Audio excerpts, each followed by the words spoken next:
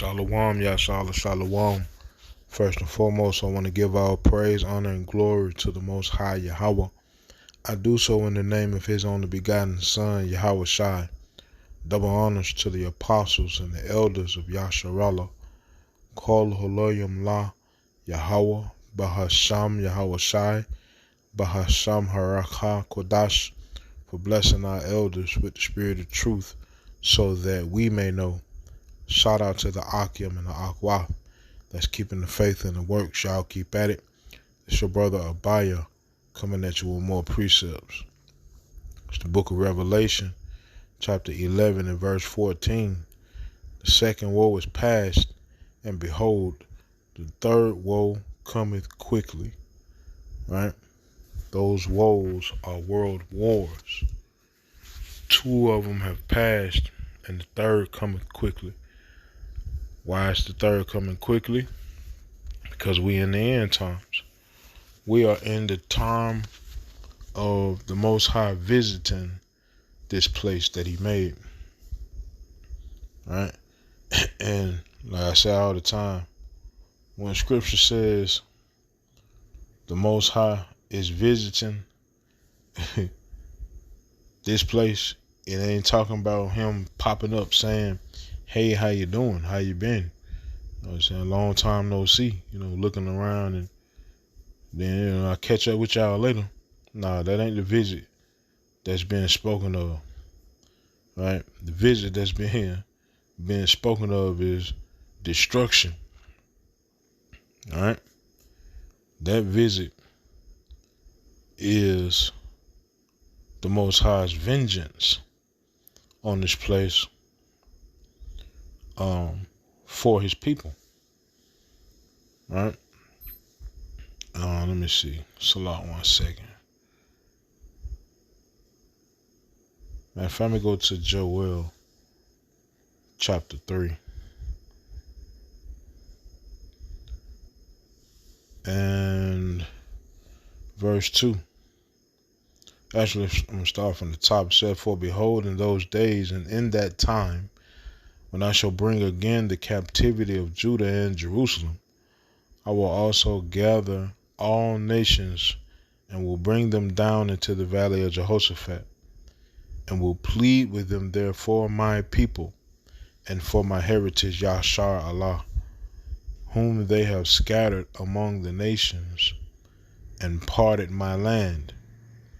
And they have cast lots for my people, and have given a boy for an harlot, and sold a girl for wine that they might drink.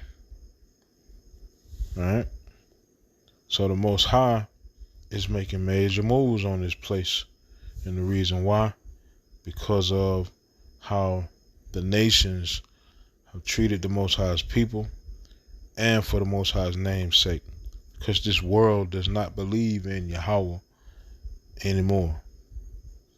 Right? Like they did in the days of old, when He brought our forefathers out of the land of Egypt in a miraculous way. Right? But Scripture says it's going to happen again. This time, it's going to be way worse. Right? Let me see. Let me go to Jeremiah. I believe that's 16. Let me see. Jeremiah chapter 16 and verse 14. Therefore, behold, the day is come, saith Yahweh, that it shall no more be said, Yahweh liveth, that brought up the children of Yashar Allah out of the land of Egypt, but Yahweh liveth, that brought up the children of Yashar Allah from the land of the north, and from all the lands whither He had driven them, and will bring them again into their land that I gave unto their fathers. So, with that, I'm going to let this video play and I'll be back. He Peace Report. I'm Amy Goodman. Ukrainian President Volodymyr Zelensky is attending his first NATO-Ukraine Council meeting today at the NATO summit in Vilnius, Lithuania. On Tuesday, NATO said it planned to grant Ukraine membership in the future, but did not offer a timetable.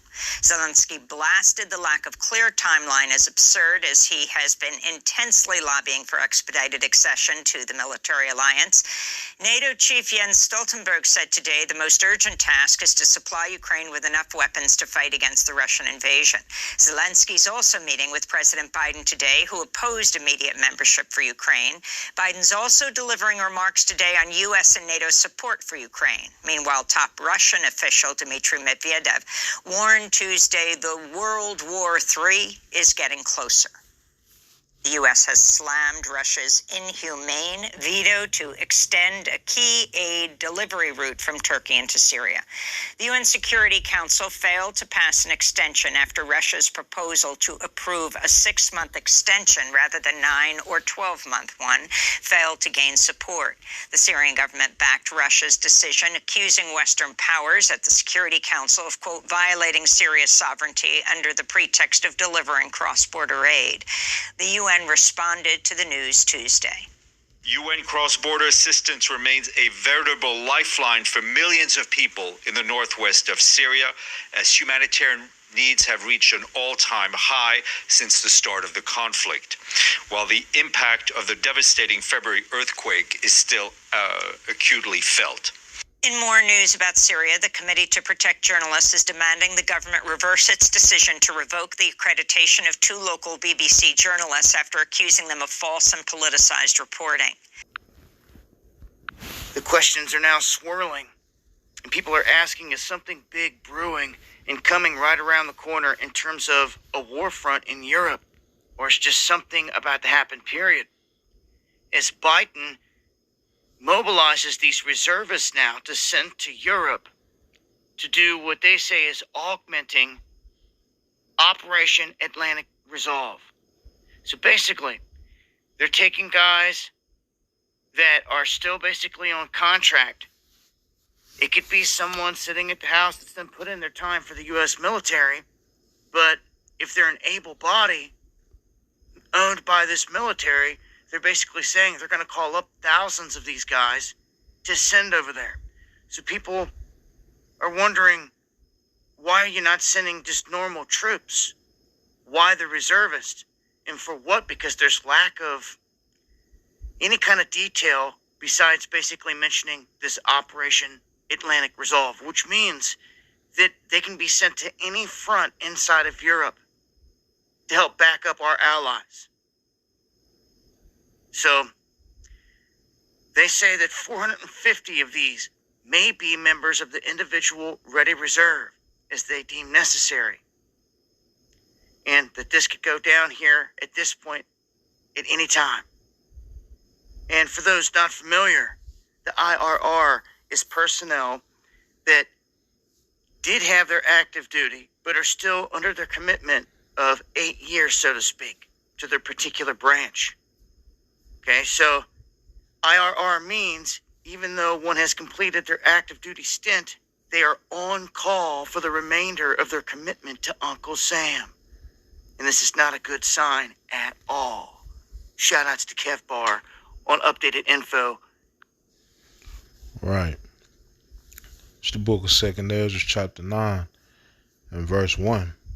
He answered me then and said, measure thou the time diligently in itself. And when thou seest part of the signs past, which I have told thee before, then shalt thou understand that it is the very same time wherein the Highest will begin to visit the world which he made. Right? These are signs that we are seeing, and that destruction is nigh.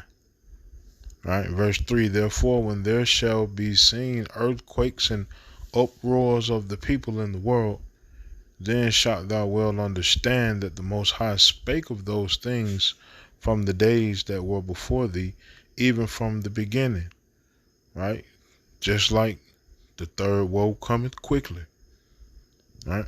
It says in verse 5, for like as all that is made in the world hath a beginning and an end. Right? Jacob is the beginning of it that followeth. Right? 2 Ezra chapter 6 and verse 9. Esau is the end of the world, and Jacob is the beginning of it that followeth. Right? 2 Ezra 9 and 5 again. For like as all that is made in the world hath a beginning and an end, and the end is manifest, even so the times also of the highest have plain beginnings and wonder and powerful works, and endings and effects and signs. Right? And we are clearly seeing the signs. The daughter of Babylon is done. It's on this last breath. Right?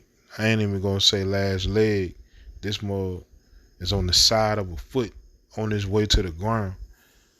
Straight like that. And call Haloyim La Yahweh Ba'ashem Yahweh Shai Ba'ashem Harakakodash for it.